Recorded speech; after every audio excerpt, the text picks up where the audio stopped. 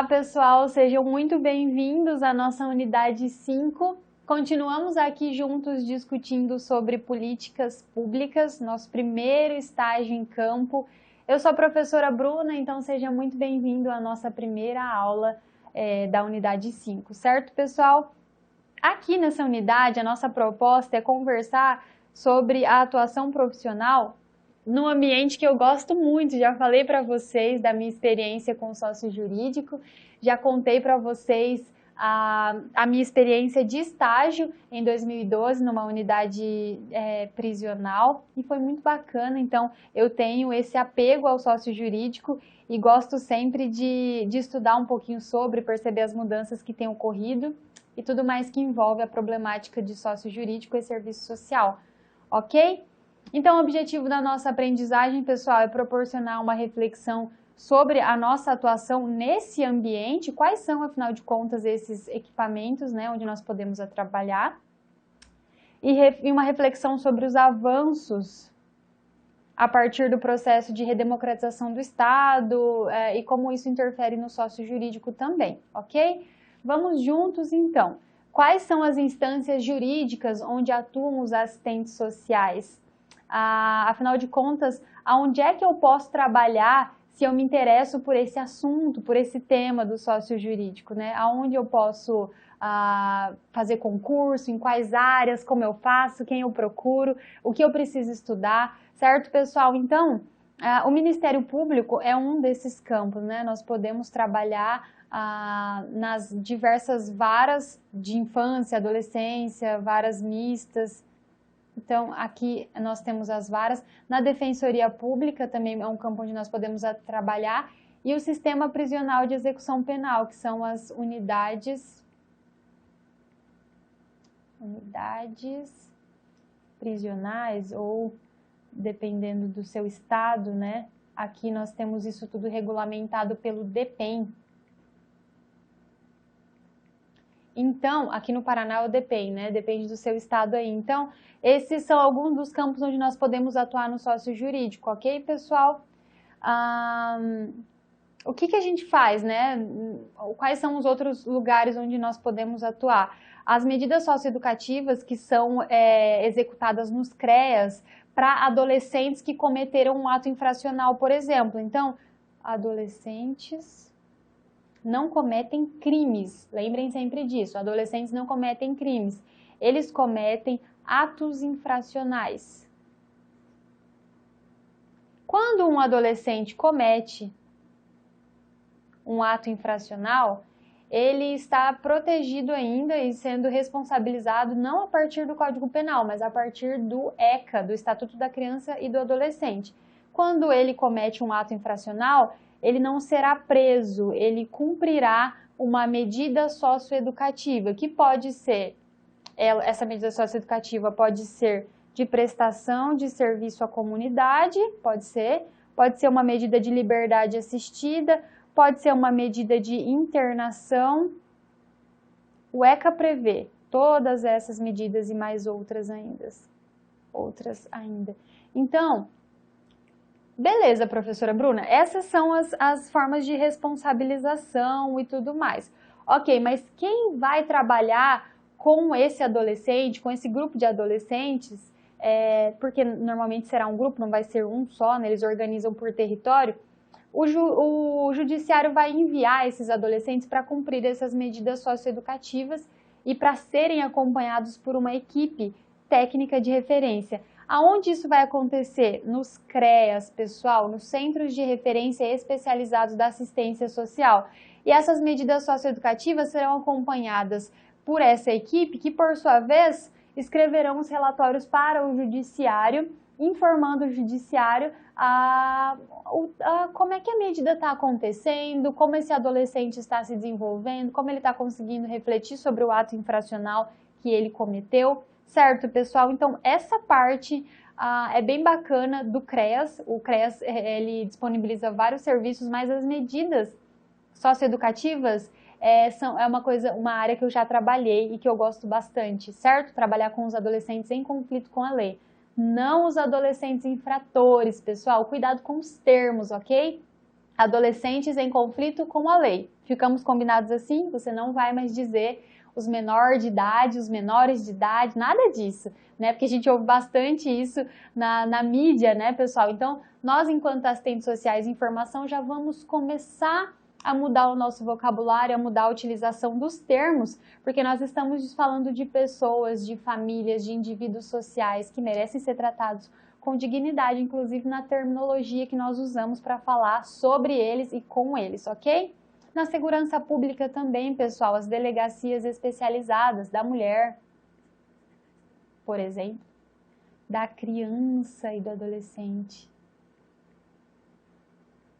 Ok? Esse também é um outro campo de trabalho. E na vara de infância e juventude, que eu já comentei para vocês, que normalmente elas estão ali relacionadas nessa área do judiciário também. Elementos históricos, pessoal. O sócio jurídico está presente desde o início dos anos 40 na nossa prática do assistente do serviço social. Trata-se do judiciário paulista, então as primeiras práticas já surgiram ali faz algum tempo, né, 1940, se nós formos pensar que a primeira escola de serviço social surgiu em 1936, nós pensamos que o sócio jurídico, então, é uma prática que não é recente, mas ela estava se iniciando. Então, pensem como era essa prática, moralizadora, nesse viés de ajustamento dos cidadãos. Então, pessoal, é importante pensar que nós avançamos muito nesse processo, ok? Passou por aprimoramento a partir da Constituição, da promulgação, né, do ECA, o Estatuto da Criança e do Adolescente, Lei 8069 de 1990. Então, nós começamos a trabalhar a partir desse momento na perspectiva da proteção integral à criança e adolescente, entendendo que ele é um sujeito em desenvolvimento. É por isso que ele não comete crimes, mas sim atos infracionais. Quando eu digo isso, pessoal, eu não estou dizendo que ele não será responsabilizado pela sua atitude errada, pelo seu ato infracional. O que eu quero dizer para vocês é que essas medidas, as medidas socioeducativas, elas acontecem e elas são diferentes de acordo com o ato infracional que o adolescente ou a criança não, a partir de 12 anos, que o adolescente cometeu, certo, pessoal? Então, se ele realizou um ato infracional mais grave, que resultou em morte, por exemplo, ele não vai ficar cumprindo uma medida de prestação de serviço à comunidade, por exemplo. Ele vai cumprir uma medida de internação. Ok, pessoal, deu para entender essas diferenças? Então, a partir do Estatuto da Criança e do Adolescente, a gente teve tudo isso regulamentado de forma que funcione tanto para o judiciário como para as equipes que vão acompanhar essas pessoas. Então, a partir desse processo de redemocratização do Estado, que se deu ali no finalzinho da década de 80 e início da década de 90, nós começamos a pensar uma perspectiva de garantia de direitos, um alcance social maior, ou seja, um investimento maior em políticas públicas e sociais, e nós tivemos também a ideia de democracia, ela foi mais pensada nesse tempo, porque nós estávamos saindo de um período de ditadura militar no país. Então, ali em 88, nós estávamos saindo desse processo, pessoal, de ditadura militar, que perdurou até 1985. Então, nós tivemos o quê? 3 anos. 3 anos após, nós tivemos a Constituição Federal. Então, pensem, nós estávamos começando a pensar um Estado democrático de direito, ok? Então, tudo isso daqui trata-se de muitos avanços que nós tivemos. Quais são as nossas atribuições, então, dentro do sistema judiciário, independente do equipamento que você estiver? Porque muda muito, certo, pessoal?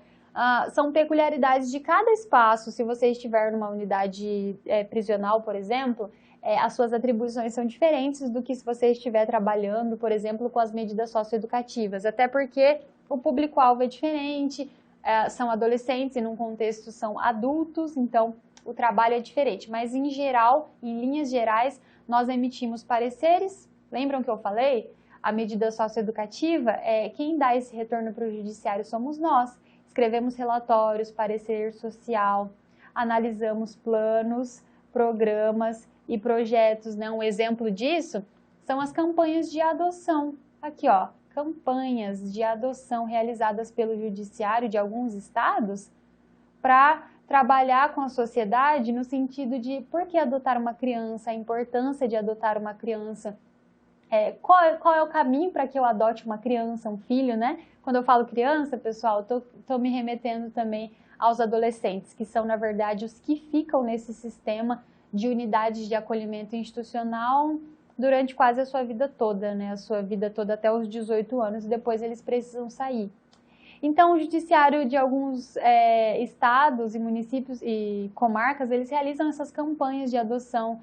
Então, quem vai pensar isso junto com o judiciário? Os assistentes sociais, os psicólogos, a equipe técnica como um todo, certo, pessoal? O que mais a gente faz? Planejamento e execução de programas, aqui nós falamos de campanhas, né? Mas de programas também, nós podemos fazer parte disso. E também não podemos esquecer da supervisão de estagiários. Olha só vocês aqui, pessoal, vocês que estão entrando agora, de repente tem algum aluno aí me assistindo que está realizando estágio em uma dessas áreas do sócio jurídico, que está lá no CREAS, trabalhando com medidas socioeducativas. Então, olha que bacana, vocês estão aqui. É importante perceber que quando nós somos estagiários, a gente fica muito feliz que as pessoas, os assistentes sociais, eles estão abrindo campo de estágio para nós. Mas quando nós nos formarmos, nós também precisamos nos lembrar disso, certo, pessoal?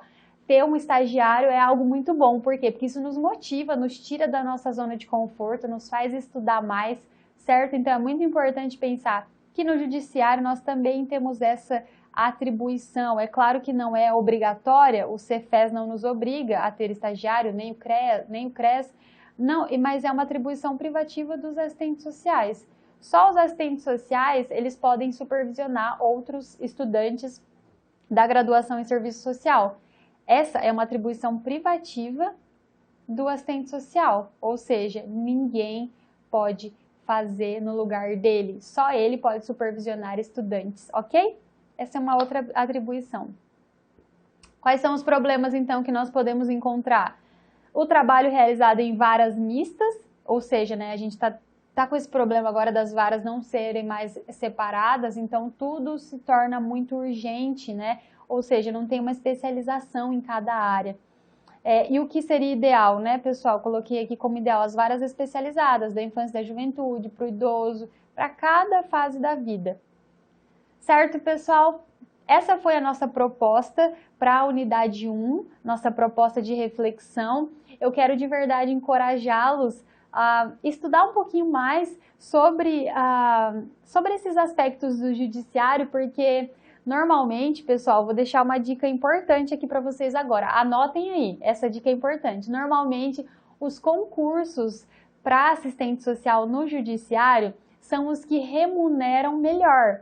Então, nós temos uma alta concorrência. Sempre que vocês verem concursos abertos nessa área, para o Ministério Público, para o TJ, por exemplo, Tribunal de Justiça, sempre são concursos que remuneram muito bem, que têm salários muito altos, ou seja, trabalhar no judiciário não é o lugar mais fácil para você conseguir entrar. Mas se você entra num concurso, você permanece ali fazendo o seu trabalho durante muitos anos. No entanto, os concursos são bem concorridos, viu, pessoal? Bem concorridos. Posso dizer para vocês com experiência, porque já me interesso por essa área desde o meu estágio. Então, os concursos nessa área, eles necessitam, assim, de um esforço de estudo para leis, normativas, o ECA, Constituição Federal.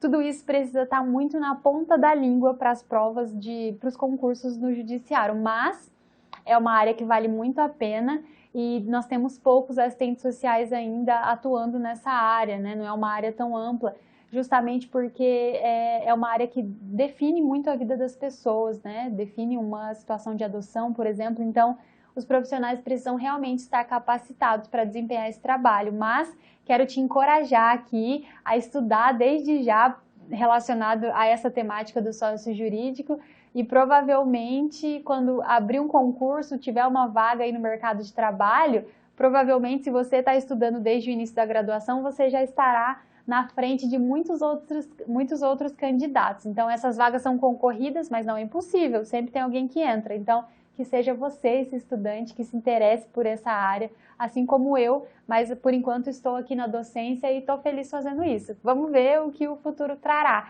Mas estudem e se esforcem, tem muitos artigos bacanas no próprio Cielo, que é um site confiável. Não vão buscar coisas em sites não confiáveis, mas procurem artigos sobre isso, leiam, estudem, porque é bem legal essa temática, ok, pessoal?